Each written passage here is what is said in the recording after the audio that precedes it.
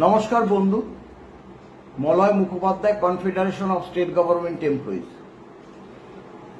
বন্ধু, একটা ব্যাপারে আপনারা সকলেই আমাদের কাছে জানতে চাইছেন যে আগামী 30 তারিখ সরকার তথা মাননীয় মুখ্যমন্ত্রী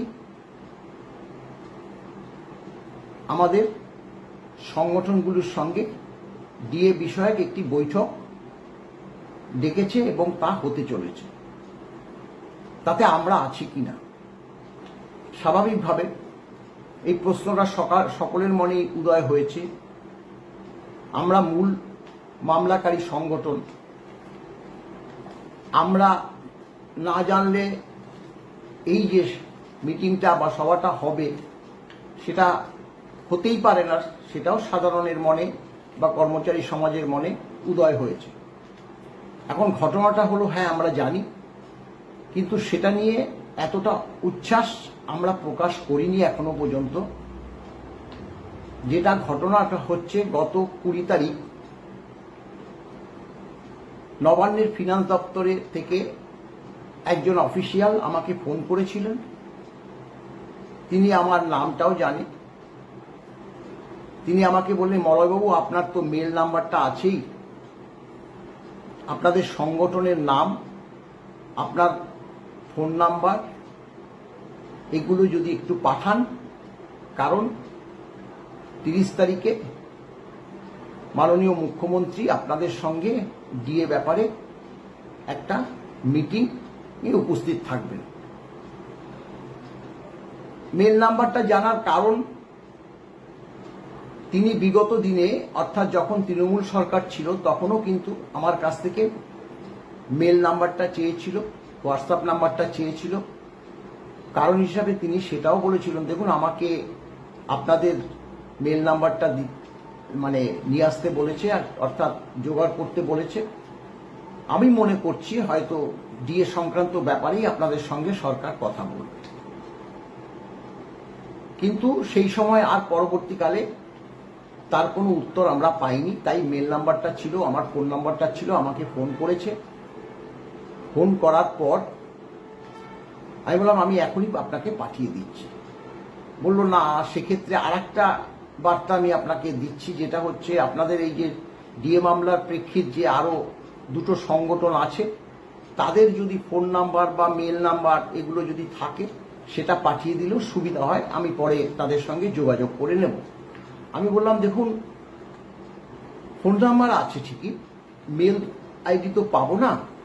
ঠিক আছে, আপনি তবুও যখন বললেন, আমি তাদের কাছ থেকে ফোন করে জেনে আমি আপনাদেরকে বা আপনাকে আমি জানাচ্ছি। সেই পরিপ্রেক্ষিতে দেখুন, আমরা যে পঞ্চম বেতন কমিশনের যে মামলা, ডিএ মামলা, আমরা মূল মামলাকারী সংগঠন, অর্থাৎ রেসপন্ডেন্ট নাম্বার 1। 2 নম্বর রেসপন্ডেন্ট নাম্বার 1 হচ্ছে ইউনিটি ফোরাম, যার পিটিশনার হচ্ছে দেবপ্রসাদ হালদার। তাকে ফোন করি এবং তাকে এই বার্তা দিলে পরে তিনিও সঙ্গে সঙ্গে তার পার্টিকুলার সব পাঠিয়ে দেয়।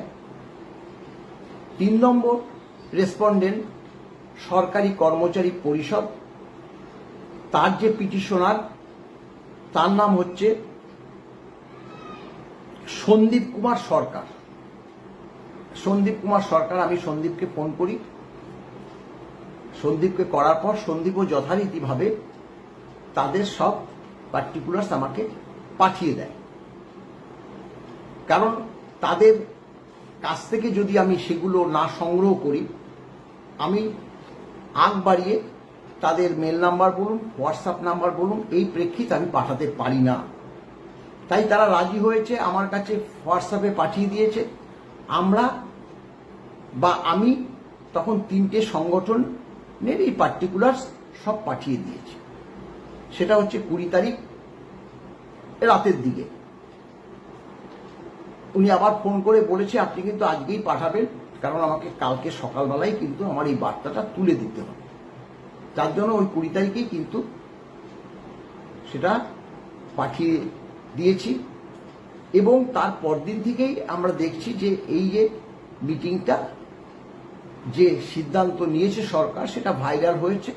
স্বাভাবিকভাবে সেটা ভাইরাল হলেই আমাদের কাছে সেটা জানবার জন্য অনেকেই উদ্গ্রীব এবং ফোন করছে। তাই আজকেই বাধ্য হয়ে আমরা তা প্রকাশ করলাম যে 3টি সংগঠন, respondent number 1 confederation of state government employees, respondent 2 unity forum Debprasad Haldar, আর রেসপন্ডেন্ট 3 সরকারি কর্মচারী পরিষদ সন্দীপ কুমার সরকার। এই 3টে সংগঠনের পার্টিকুলার্স আমি পাঠিয়ে দিয়েছি, যেহেতু এরাই মূল মামলার সব পিটিশনার। এখন দেখুন, এটা নিয়ে আমরা খুব বেশি যে বললাম না যে উচ্ছ্বাস প্রকাশ করছি না। অনেকে অনেক ধরনের প্রশ্নও করছে যে মলয়বাবু যে এই ব্যাপারটা একটু বলবেন, ওই ব্যাপারটা একটু বলবেন, অনেক কথাই বলছে, এটা তো স্বাভাবিক। আমরা এই যে মিটিংয়ের যে এখনো কোনো চিঠি মেল মারফত পাইনি, সাবজেক্টটা কি সেটাও আমরা এখনো জানি না। অনেক ধরনের বক্তব্যই তো আমাদের কাছে আছে।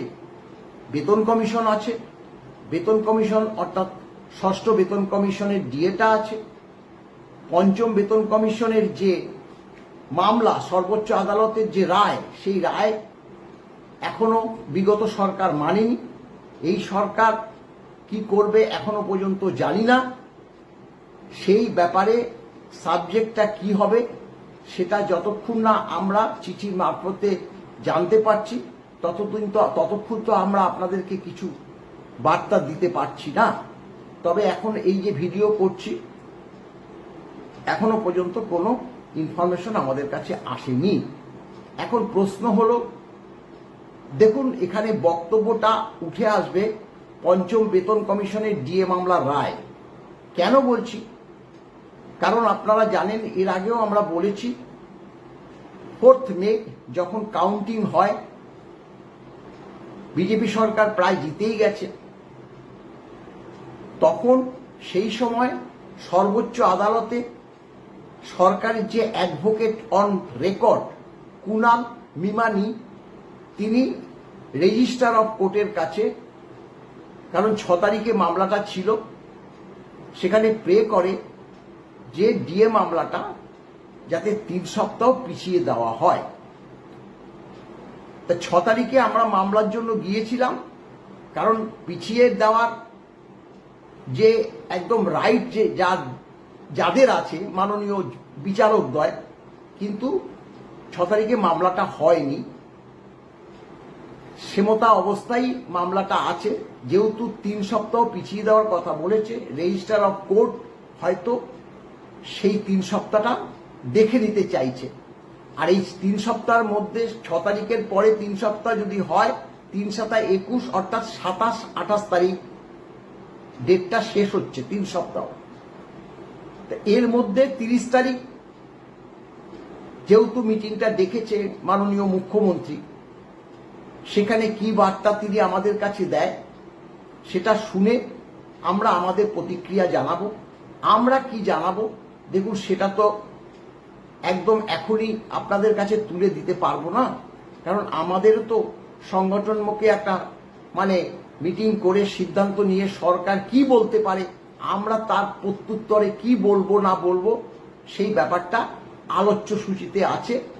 সেটা আমরা ওই দিন যা বলবো বা যদি আগে থেকে ঠিক হয়ে যায়, নিশ্চয়ই আপনাদের কাছে তা তুলে ধরব।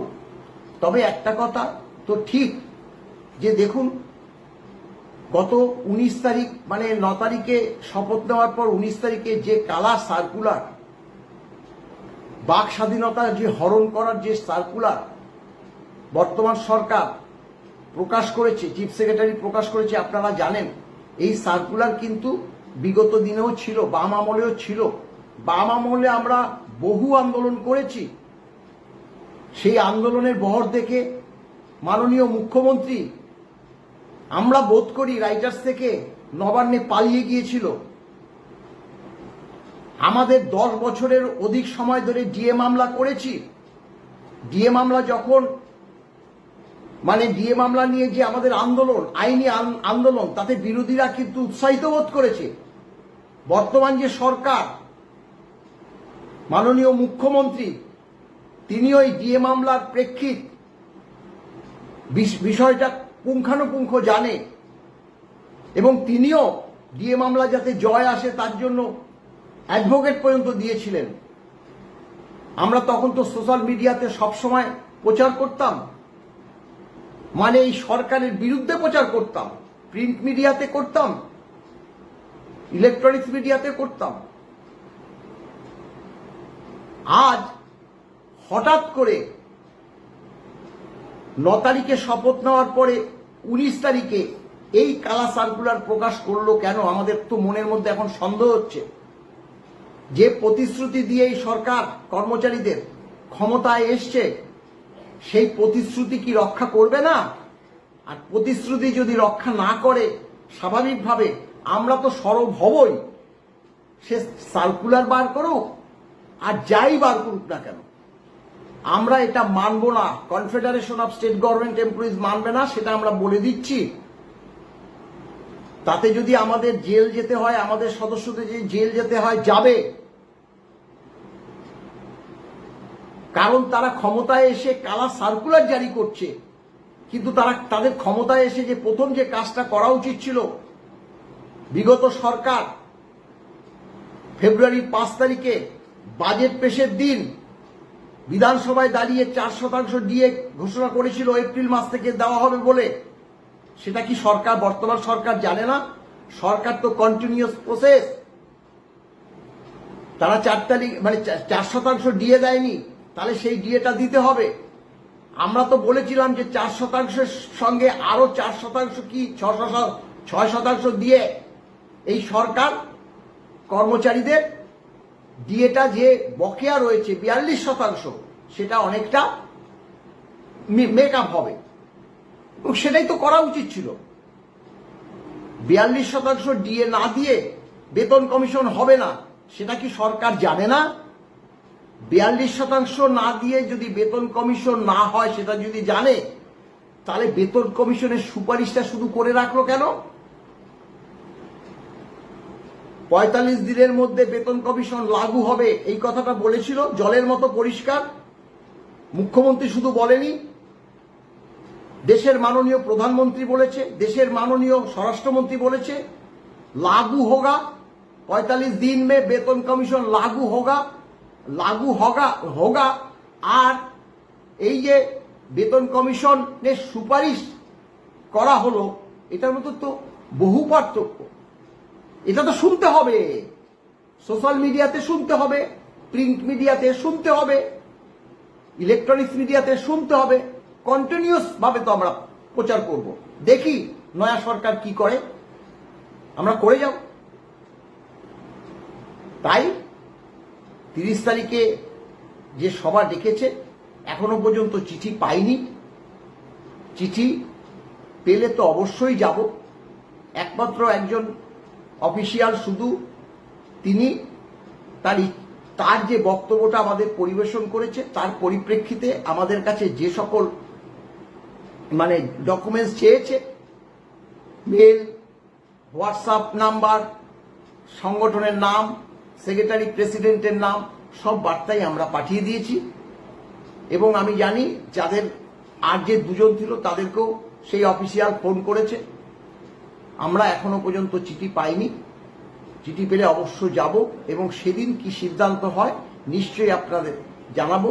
তবে আমাদের মূল যে প্রশ্ন থাকবে, পঞ্চম বেতন কমিশনের যে সর্বোচ্চ আদালতের যে নির্দেশ, সেই নির্দেশ মেনে বর্তমান সরকারের ডিএটা মিটিয়ে দিতে হবে। এইটাই আমাদের কাছে মূল দাবি থাকবে ওই দিনের সভায়। এবং সেখানে রোপা মেনে যারা যারা ডিএ পায় সকলকেই এই ডিএ বকেয়া ডিএ দিতে হবে। নমস্কার, ভালো থাকবেন।